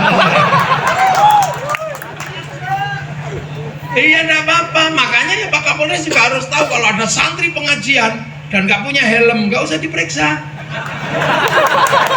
Kalau ngaji ya gak apa-apa, ya sekali-sekali aja gak apa-apa, pantes-pantesnya kan gitu. Karena ya namanya juga berkendara harus pakai helm. Tapi kalau jalan ke sini jelek, bagus. Karena kalau jalan ke sini jelek, nggak ada operasi. Coba jalannya bagus, wow, operasi terus sampai. Lah ini cara merawat bangsa. Akhirnya apa? Ketika populasi kaum muslimin ahli sunnah wal jamaah kayak kita besar di Nusantara, hari ini dunia bisa melihat kekuatan muslim terbesar dunia ada di Indonesia, dan itu adalah Nahdlatul Ulama. Makanya sampean janganlah kemudian ikut orang-orang yang produk baru yang udah jelas nggak bisa dipakai kayak gitu. Khilafah, orang tiba-tiba seneng ngomong khilafah. Sekarang sampean kan bisa browsing negara mana yang pakai khilafah, nggak ada yang laku. Nggak ada satupun di dunia ini hari ini negara yang pakai khilafah. Itu kuno, zaman Khulafaur Rasyidin. Makanya sekarang karena itu produk gagal hari ini, maka yang pakai pasti masalah. Libya begitu pakai ISIS khilafah, hancur bangsanya. Ayo delok ini tuh faktanya. Ayo, Suriah begitu berbicara khilafah, remuk redam perang sampai hari ini nggak selesai. Iran, Irak begitu berbicara khilafah, hancur. Lo kok di sini tiba-tiba khilafah? Ini orang ini jualan apa? Ini bendera Rasul, bendera la ilaha illallah. Iya, tapi bukan bendera Rasul, itu bendera Hizbut Tahrir. Kamu anti la ilaha illallah? Enggak, saya setiap hari tahlilan pakai la ilaha illallah. Kamu anti bendera ini? Enggak, kalau bendera saya nggak mau. Saya anti bendera PKI Palu arit, tapi kalau kami pergi ke sawah tetap pakai arit, pergi nukang tetap pakai palu. Ini merawat bangsa. Karena apa? Dengan Pancasila yang kita miliki luar biasa, bangsa bisa stabil, semua bisa berjalan. Akhirnya manusia hidup dengan damai, agama bisa berjalan dengan damai. Lo sampai mau contoh Afghanistan itu.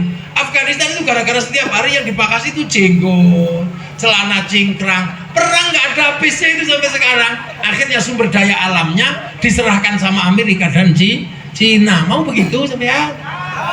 Kita Indonesia, NKRI harga itu baru anak-anak didik Indonesia. Kalau Ikhwanul Muslimin Mesir dibunuh sendiri sama orang Mesir. Lah kok dagangan ke sini laku. Anak-anak itu persis kayak anak-anak muda. Orang Amerika udah capek rambut celipir gini, sampai sini laku, rambutnya gini. Akhirnya ketika kehujanan guling. Sudah kita menjadi Indonesia, kita punya Pancasila, ketuhanan yang Maha Esa. Jadi kita punya sistem ketuhanan. Itulah. Nah, kenapa kok ketuhanan yang Maha Esa? Kalau kamu nggak mengakui agama orang, kamu perang. Dan perang agama itu nggak selesai karena nggak ada wasitnya. Karena ada terus Tuhan turun, agamamu benar, agamamu enggak.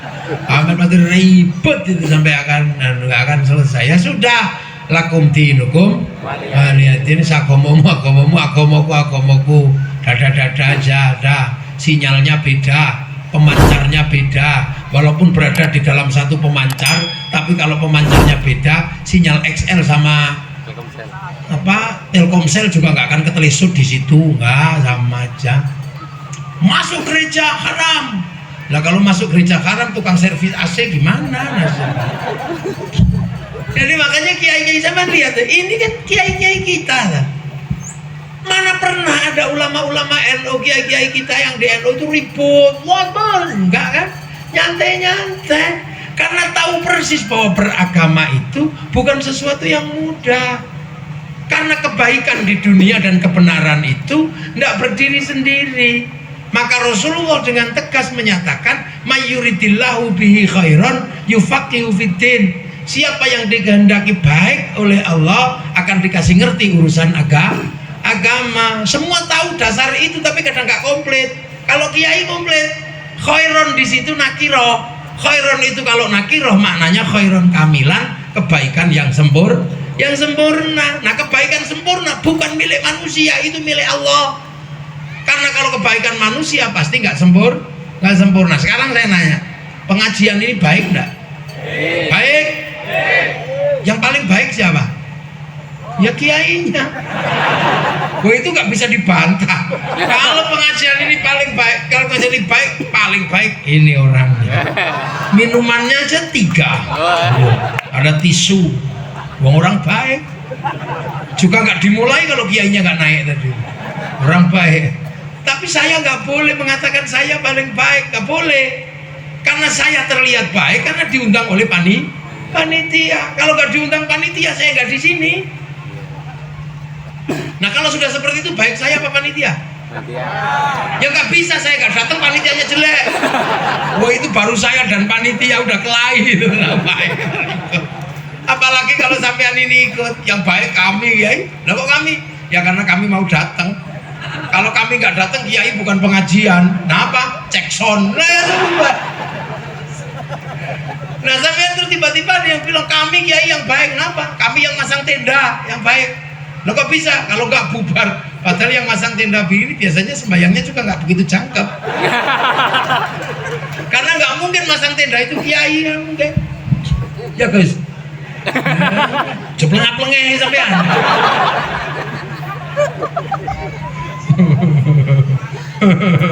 Loh nggak bisa, semua tidak bisa berdiri sendiri.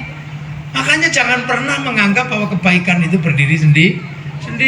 Makanya haji itu jangan lihat sana, Raja Saud itu nyambut tamunya Allah, pesawatnya Yahudi, Boeing, Airbus, sampai di sana yang bikin penginapan siapa coba? Perempuan Amerika yang kalau pakai celana metel, wah BHS ngiwonengan namanya Paris Hilton. Dia punya hotel paling depan menyambut Ka'bah, namanya Hotel Hilton. Di Masjidil Haram ada namanya Hilton Tower. Itu punyanya Paris Hilton. Orangnya nggak pernah pakai celana. Kalau malam mabuk, gitu. Ayo. Nah, itu caranya. Ketika jamaah haji mungkin capek makan daging unta, disediakan Kentucky, McDonald. Ketika capek minum zam-zam, sediakan Pepsi, Coca-Cola. Kafir semua itu. Terus kamu ngapain? Nah itu makanya kiai-kiai ulama-ulama kiai itu kita itu kenapa nggak kafir kak? Kafir karena konsep ro'iyah mesti dijaga bersama. Nah orang-orang baru ini nggak pernah ngerti. Maka tugas TNI Polri menertibkan mereka ini. Iya, kalau polisi dan TNI Polri telat, saya dan Banser yang akan budal ya. Budal? Loh, sama. Harus mati. Kita bergerak tanpa anggaran. Iya, kita bergerak tanpa anggaran karena kalau pakai anggaran terjadi pelanggaran. Itu makanya kita ini indah, jangan olok-olok bangsa kita dong setiap hari. Malaysia itu jam 10 malam sudah nggak boleh pengajian. Dan dilarang sama di atas jam 10 pakai sound pengajian, ditangkap itu sama pemerintah Malaysia. Di sini jam 12 malam, jam 1 masih gini-gini. Biasa kok ada, terus tiba-tiba negara kita adalah kriminalisasi ulama. Ulama mana yang dikriminalisasi? Emang mereka kriminal? Kayak mana? Urusan gebukin orang terus tiba-tiba berubah menjadi urusan bela negara. Kan aneh-aneh aja nih. Ya. Orang sudah tahu pemerintah Singapura itu mau nangkep dia, malah datang ke sana. Ya dideportasi. Ngomong aneh-aneh aja anak-anak ini.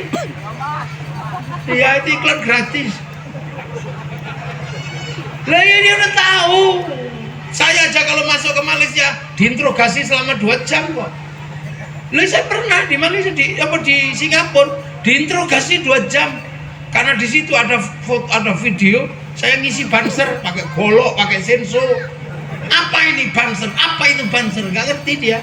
Setelah 2 jam saya bilang, I'm sorry mister, I'm magician. Aku tukang sulap. Oh no, katanya. Kenapa nggak dari tadi kalau ngomong tukang sulap?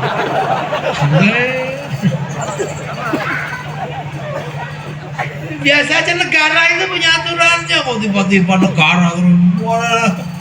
Oh, kita siapa sih yang nggak jengkel sama Singapura dan Malaysia? Saya juga jengkel. Jengkel, gimana dia dikasih Inggris 1 jam lebih awal dari jam Jakarta? Inggris memberikan 1 jam lebih awal dari jam Jakarta terhadap Singapura dan Malaysia.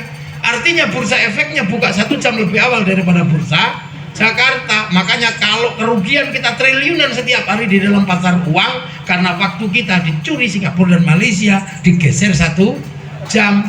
Untuk perang tidak mungkin, makanya kita geser ke IKN yang baru. Tapi bagi yang nggak paham, itu bagian dari strategi negara agar punya stabilitas ekonomi yang mapan kok. Dipikir guyon, wah aneh-aneh proyek, enggak. Berapa kita pasar saham kita selalu kalah di setiap hari. Ini sawit pasarnya di sana, kalau kita kalah dengan sawitnya Brazil, ya ditahan saham kita. Biasa aja begitu. Kita ini sudah mengarah kepada sistem transnasional. Pola pikir kita harus berubah. Milenial ini merubah segalanya. Milenial scaling everything, membunuh segalanya. Berapa yang sudah mati karena milenial? Pak Pos mati, kertas surat mati karena tinggal BA. Dulu industri cinta itu kan luar biasa, miliaran, triliunan setiap bulan. PT Pos itu gak pernah rugi. Karena apa? Orang selalu mengirim surat. Industri cinta itu menghasilkan kertas pink, tulis tinta warna biru, jangan warna merah, putus. Yang berbau melati, gendruwo, cari yang berbau mawar, nulis terus, menghasilkan industri cara menulis surat cinta. Percetakan di mana Dek? Semenjak kepergianku ke Muara Enim dalam transmigrasi, aku merindukanmu. Entah kenapa, setiap malam bayang-bayangmu selalu hadir dalam mimpiku, sehingga setiap melihat bayang-bayang sesuatu seperti melihat bayang-bayangmu. Aku rindu kekasihku, perih. Seperti kata penyair, kau tusuk di sana, berdarah di sini. Kekasihku, aku tahu malam hari ini kau pun merindukanku. Karena desau angin yang datang menerpa telingaku, membisikkan namamu di telingaku. Syahdu. Oh ya. Tapi gak apa-apa, kerinduan ini demi masa depan kita berdua.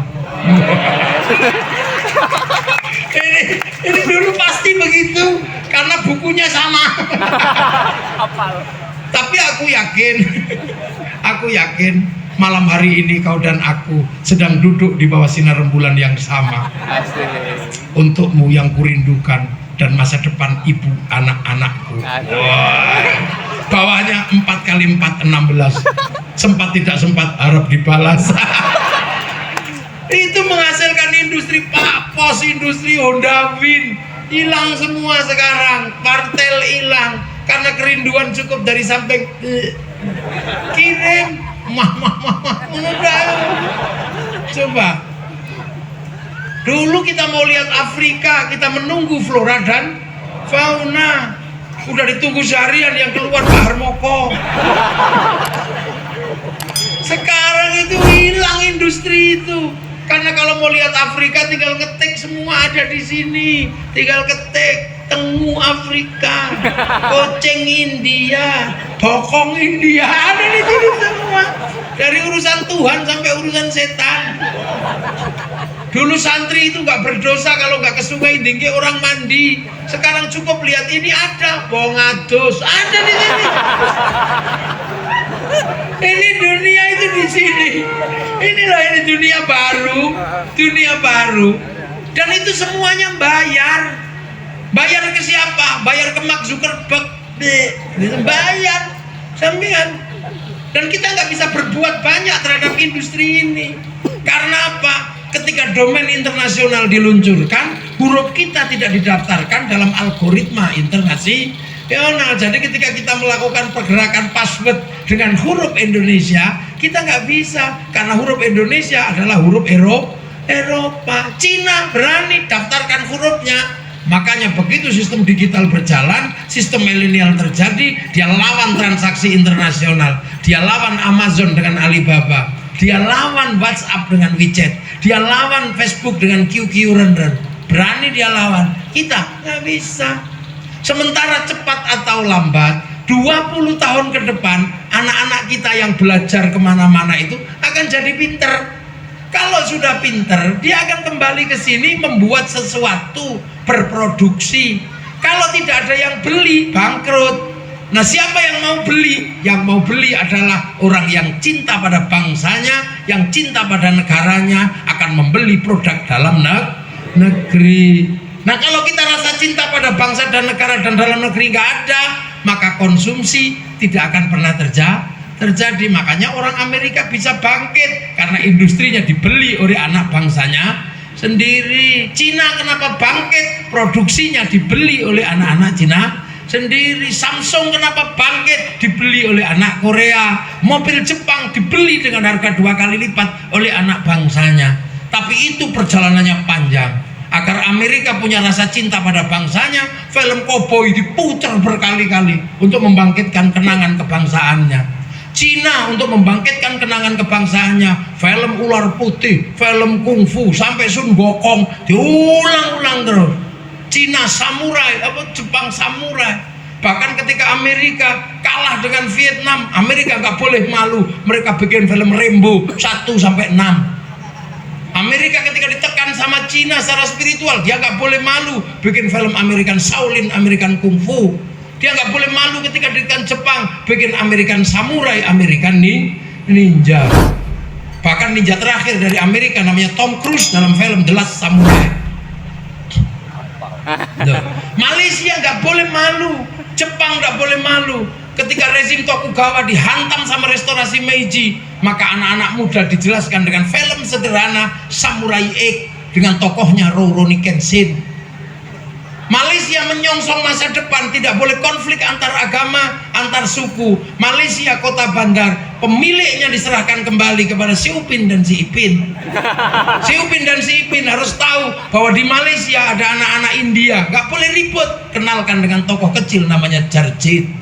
Agar gak ribut dengan anak-anak Cina, kenalkan tokoh kecil namanya Mei Mei. Agar gak ribut dengan anak-anak Indonesia, kenalkan tokoh kecil namanya Susanti. Cara mereka membangun karakter bangsanya. Lu kok kita malah setiap hari alok-alok bangsa, punya presiden jelek, punya Pancasila jelek, TNI jelek, Polri jelek. Ini pasti ada yang mengadakan agar apa? Bangsa ini gak pernah bangkit, bisa produksi, dipaksa menjadi bangsa yang konsumsi, selalu membeli.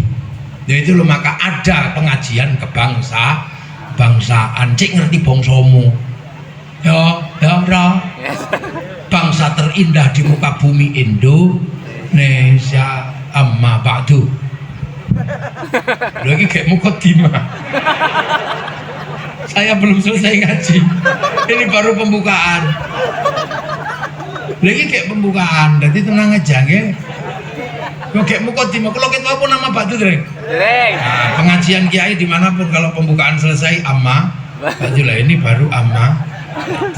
Doi, kulano no esa, ono pagar nusa, ojo gelut di jalanan. Gak suka saya kalau kalian ribut di jalanan. Tugas Kapolsek, tugas Kapolres, tugas Koramil bikinkan panggung terbuka, pencak dor. Ayo, rapopo, wong latihane pencak wis biasa ngene. Aku sik enom biyen tak tataki kabeh ngono ae. Lah aku wis tuwa saiki ora patek pantes. Ya iya, zaman masih pencaan kayak gini. 6 jam karo kukur-kukur ya. Aku tukang pencak nih. Lah mulane ya wani ya. Sampai terus gak terima maju tak tunyu. Nah ini bangsa kita, ini bangsa yang indah. Bayangkan bangsa multi etnis, dan inilah yang kemudian dibayangkan tentang ro'ayah atau rakyat. Ini yang kita jaga. Makanya sampai kalau ikut kiai santri, kiai NU gak ribut kok. Enggak. Itu biasanya bolo anyar lah itu. Kalau kita ajak ngaji terus ya insya Allah nanti paham. Cuman sekarang masih namanya juga masih usaha, nggak apa-apa. Udah terlanjur bikin kolam, terus nggak punya ikan, mau beli ikan mahal, akhirnya obok-obok kolam itu tonggo. Ya wis kadung gawe partai ra ono menungsone, ya opo-opo partai ini tanggane. Lah ya biasa, sampean pengen istri cantik, gak ada lagi yang ada sudah dinikah orang, maka ya istrinya orang itu kita jelek-jelek kan, kalau sudah dilepas kita ambil. Gitu jadi. Loh, mama no Cak mano, gak ada lagi. Gak pergi ke kalangan, gak ada. Kalau di road sih ada. Kekalangan cakap endung muda. Di road jangan nangis. Papang ka berjalan di kalangan cakap endung muda. Diro jangan nangis, Bapang kabala balik, bata endung muda. Senang sekali saya lagu itu. Tapi istri saya yang suka ngomel-ngomel itu. Jangan gitu katanya. Loh kenapa? Ini bagus, cakap kekalangan, cakap endung muda. Bapang kabala balik, bata endung muda. Iya, istri saya itu orang Oku Selatan. Oku Selatan, maka saya gak ngerti. Makanya itulah galaknya luar biasa. Makanya kalau saya ditanya kenapa Kiai nggak nikah lagi, waduh, punya satu galaknya luar biasa. Saya berani, tapi yang di rumah lebih berani. Apalagi kalau udah bilang kutujah kau. Iya, kutujah kau katanya, kemana-mana bawa lading.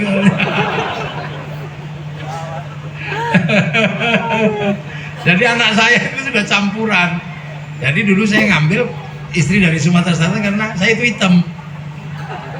Cari yang putih.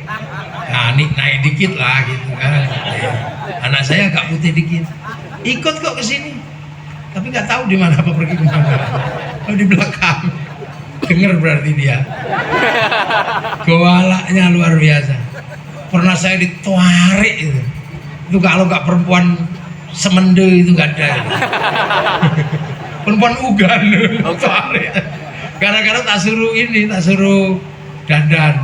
Dek dandan yang cantik, jangan sampai kalah cantik sama pengantin santri nanti. Ya, dandan itu. Akhirnya habis subuh dandan sampai jam 6. Berangkatlah pergi. Saya di sini, samping ini santri nyopir, dia di belakang sama anak yang kecil. Tak lirik, wah cantik. Begitu di perempatan ada matahari pagi, nyorot mobil. Ternyata dalam mobil itu ada perempuan cantiknya luar biasa. Mulut saya keperucut. Ya Allah, Pin, cantiknya perempuan itu, Pin. Saya lupa bahwa dia di belakang. Tarik saya dari belakang. Apa tadi bilang katanya? Saya yang dandan dari pagi nggak ada yang muji. Itu perempuan sudah tersembunyi masih kelihatan. Dasar mata laki-laki. Taware, untung bukan dasar mata kiai kan. Taware. Wah, santri samping itu udah pucet itu dia kan. Kiai sama nyainya udah beribut. AC itu langsung seperti hangat. Taware. Iya, saya mau ngomong enggak deh, nggak mungkin bang, saya udah terlanjur ngomong. Akhirnya saya diem ditarik. Dasar mata laki-laki. Perempuan sudah tersembunyi masih kelihatan. Itu saya langsung ambil napas. Iya, aku laki-laki. Kamu harus ngerti bahwa aku laki-laki sejati. Laki-laki sejati pasti bisa melihat perempuan yang cantik setersembunyi apapun. Itulah laki-laki sejati. Karena kalau aku nggak bisa lihat perempuan yang cantik dan tersembunyi, mana mungkin aku dulu menemukanmu. Itu langsung cubitannya kecil. Gitu. Oh, itu saya lirik itu. Susah kalau tangannya masuk ke tas ngambil lading.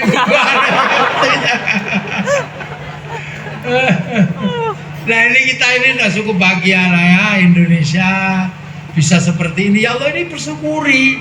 Suriah itu nggak bisa begini, Libya nggak bisa begini, negara-negara Islam kacau semua. Di Saudi sampean begini ditangkap, di Afghanistan begini, di roket. Kita bisa begini kok bisa membayangkan jadi orang lain khilafah, Ikhwanul muslimin, itu anak-anak kecil yang nggak pernah belajar. Karena apa? Nggak punya gurunya, nggak ada yang ngajari karena gurunya pakai Google, kemudian YouTube, Jamiah YouTubiah itu. Tabaya tubuh YouTuban. Ya, makanya kita enak, kumpul semua kayak begini, rukun. Di mana halal bihalal rukun. Maka semoga semua dalam ridho Allah Subhanahu Wa Taala. Ya, dan kita insya Allah kapan nanti ketemu lagi. Amin, amin, amin. Saya bilang saya akan sering pulang kalau jalan ke tempat saya bagus. Tergantung Pak Kiri itu nanti. Oke, matur nuwun, semoga ridho Allah menyertai kita semua. Amin. Selanjutnya monggo Kiai berdoa. Assalamualaikum warahmatullahi wabarakatuh. Waalaikumsalam.